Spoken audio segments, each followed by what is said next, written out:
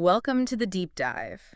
Today we're going to be diving into the life of Dimitri Juliano, a missionary with a story that I think will make you think. Our source material is an interview with him.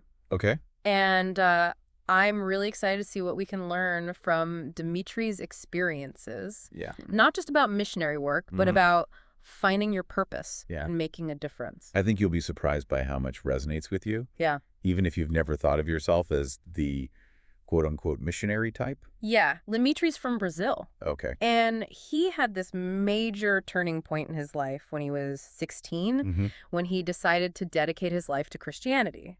Wow. But his teenage years were, Yeah. well, let's just say a bit less than throughout. He was pretty open about that in the interview. Yeah. Drinking, lying, even giving other Christians a hard time. Right. I almost wonder if it's one of those, the more rebellious, Right. the harder they fall for faith kind of situations. It does have that dramatic flair to it. Yeah. But what I found really interesting is that he wrote a poem about God when he was in elementary school. Huh. Like way back. Wow. It's almost like a little breadcrumb trail, Right. hinting at where he would end up later in life. That's a great point. Yeah. It suggests that his spiritual journey wasn't just like a sudden, Right. flip of a switch, but Yeah. something that was brewing under the surface for a while. So then at 16, he has this sudden change of heart, Okay. decides to follow Jesus, Ah. and then he decides, okay, I need to be a good Christian. Yeah. But his first attempts were kind of hilarious. Really? He thought the best way to avoid temptation was to just avoid girls entirely. Oh, wow. And his conversation with his pastor about missionary school was, well, it was a bit awkward, to say the least. It's like he was trying to fast forward through that whole learning process and just get right to saint status. Right. But there's something endearing about that. Yeah. Even if it came out a bit clumsily at first. His enthusiasm was definitely there. Yeah. And that dedication really shines through even when he talks about facing real hardship. Right. Like times when he literally didn't even have 5 R's to his name. Hearing him describe those times, you realize it wasn't just about a lack of material comfort. Yeah. It was really about testing his commitment to his faith. He really believes in the power of prayer. Yeah. And he credits prayer with getting him through some really tough situations. Remember that story he told about his first mission trip almost falling apart? Oh, yeah. Because of a lack of funds? Yeah. Prayer literally saved the day. Yeah, it seems like At least according to Dimitri. Right. But it wasn't all just blind faith and hope for the best. He went to missionary school. He did. And he really emphasizes how important that preparation was for him. Interesting. It kind of made me think that we maybe romanticize the idea of mission work a little bit. Yeah, I could see that. Like, it's not just about, the travel and seeing new places. Yeah. But it's about having the actual skills Right. and knowledge to make a real impact. You need more than good intentions to be effective. Yeah. You need that foundation. So Dimitri's early missionary work was in Brazil.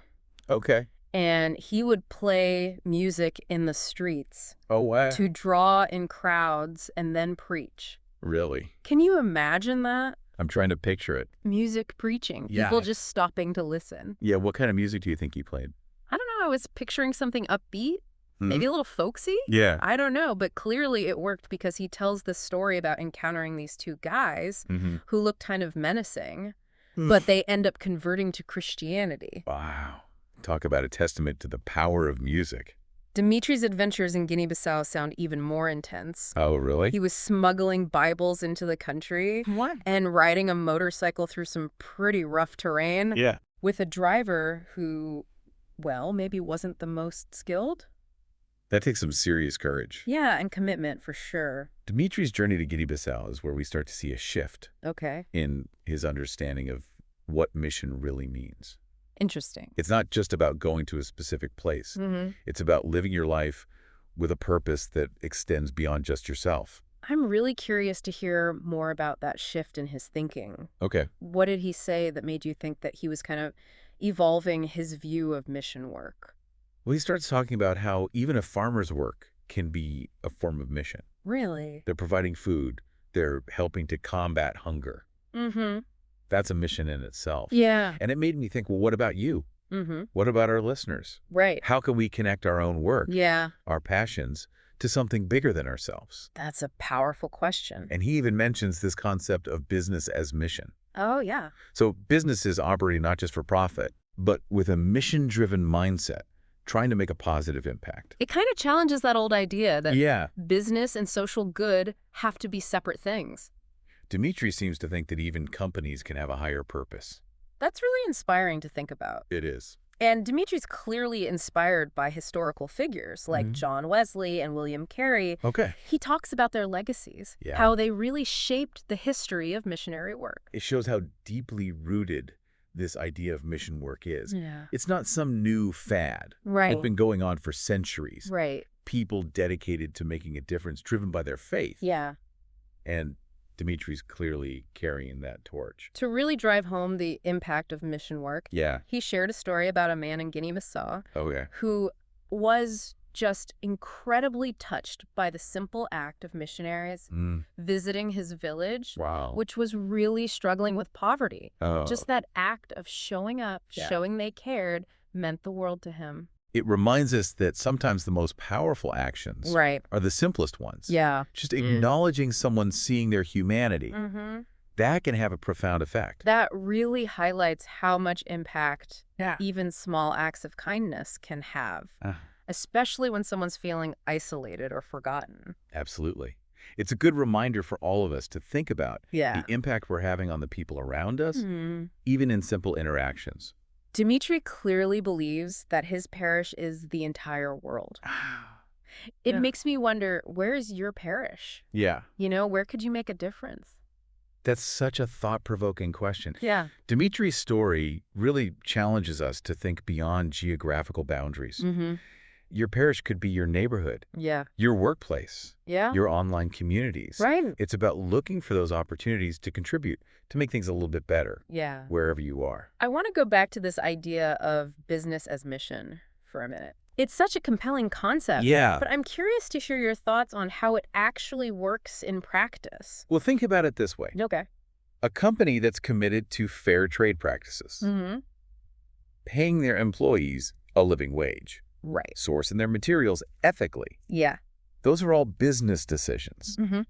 But they also have a positive social impact. Right. It's about integrating a mission into the DNA of the company. So it's not just about tacking on a charitable donation at the end of the year. No. It's about making choices that benefit both the business Right. and the community or the world at large. Exactly. And I think it can take many different forms. It Yeah. could be a tech company developing products that address social issues, Uh-huh. a fashion brand focused on sustainability, Okay. or even a local restaurant Yeah. sourcing all its ingredients from nearby farms. Right. The key is that the mission is baked into the business model itself. It sounds like it requires a pretty fundamental shift in thinking, both for the people running the business Right. and for consumers who are used to separating business from social impact. I think you're right. Yeah. There's definitely a learning curve involved. Mm-hmm. And there's a lot of skepticism, too. Yeah. Some people might see it as a marketing ploy Right. or a way for businesses to greenwash their image. Uh-huh. But when it's done authentically, Yeah. I think it has the potential to be really transformative. I wonder what Dimitri would say about the challenges of business as mission. Mm. Did he address that at all in the interview?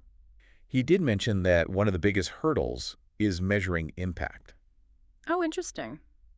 It's one thing to have a good mission statement. Right. It's another thing to actually demonstrate that you're Yeah. making a positive difference. Mm-hmm.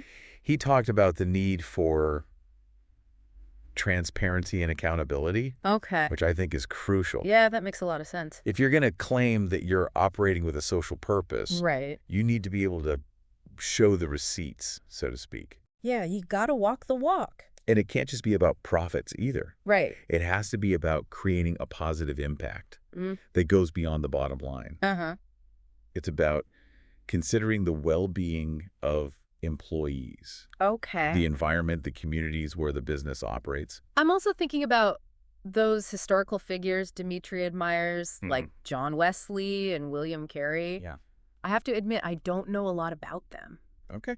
What was it about them that resonated so much with Dimitri? Well, both Wesley and Carey were pioneers in their own right. Okay. Wesley, a clergyman in the 18th century, was a driving force behind the Methodist movement. Interesting. He traveled extensively preaching to ordinary people and emphasized social justice and helping the poor. So he was really walking the walk, not just talking the talk. Absolutely. Yeah. And Carey, who lived in the late 18th and early 19th centuries, is often considered the quote-unquote father of modern missions. Wow. He was a shoemaker who taught himself languages and theology and eventually went to India, where he spent decades translating the Bible, advocating for social reforms, and establishing schools. It sounds like both of them were deeply committed to living out their faith in practical ways, not just in a theoretical sense. Exactly, and I think that's what resonated with Dimitri. Okay. He saw in them a model for combining faith with action, for using your skills and passions to make a difference in the world. It's interesting to consider how their work centuries ago still has ripple effects today. It speaks to the enduring power of ideas and actions Yeah. that are rooted in a genuine desire to make the world a better place. Thinking back to what you said earlier about your parish, I wonder if part of finding that is also about identifying the historical figures or movements that inspire us. That's a really insightful observation. Yeah. We often stand on the shoulders of giants, as the saying goes, and learning about the people who've come before us, who have fought for the causes we believe in, can give us a sense of connection, purpose, and inspiration. Dimitri's story really makes you think about how we define success. It does. Is it about material wealth, status, or is it about something more? It's a question that's worth pondering. Yeah. Dimitri seems to define success by the impact he's having on others, by the lives he's touching, by the difference he's making in the world. And that brings us back to that simple yet profound story about the man in Guinea-Bissau who was so moved by the missionaries visiting his village. It reminds us that success isn't always about grand gestures or sweeping changes. Sometimes it's about those small acts of kindness and connection that can make a world of difference in someone's life. It's a beautiful reminder that we all have the power to make a positive impact, no matter our circumstances. It's amazing how just one story can spark so many thoughts and connections. It really is. And it really is a testament to Dimitri's willingness to share his journey so openly and honestly. His stories are rich tapestry, woven with faith, adventure, and a deep commitment to serving others. Let's take a moment to kind of recap Dimitri's journey and the key takeaways that we've uncovered so far. Yeah, that's a good idea. So we started with his pretty dramatic conversion at 16.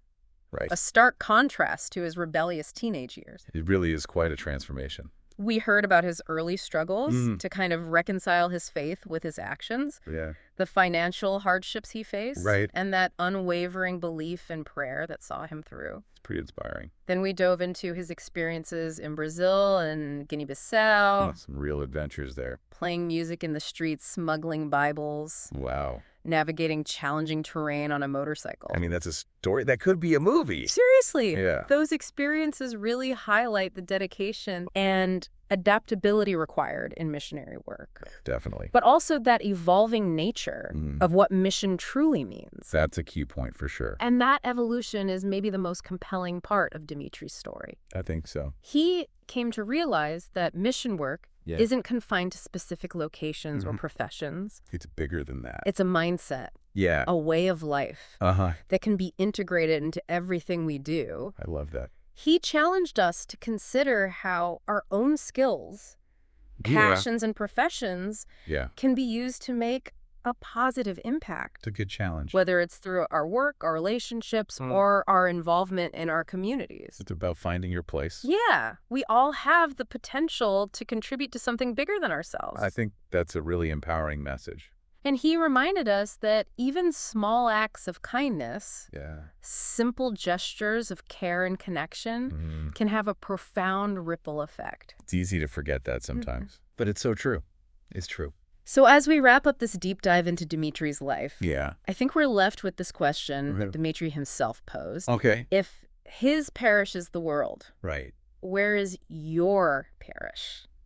That's a great question for all of us to consider. Where could you make a difference? It's about finding that place where your passions and skills can really shine. We encourage you to reflect on that question. Take some time to think about it. And to maybe explore the works of John Wesley and William Carey. Those historical figures who inspired Dimitri. It's fascinating to see how their legacies continue to shape the world even today. We hope that this deep dive into Dimitri's life has given you some insights, Yeah. sparked your curiosity, and maybe even challenged you to think a little differently about the meaning of purpose and service. Thanks for joining us on this journey. It's been a pleasure exploring these ideas with you. And remember, no matter where you are or what you do, Yeah. you have the potential to make a difference.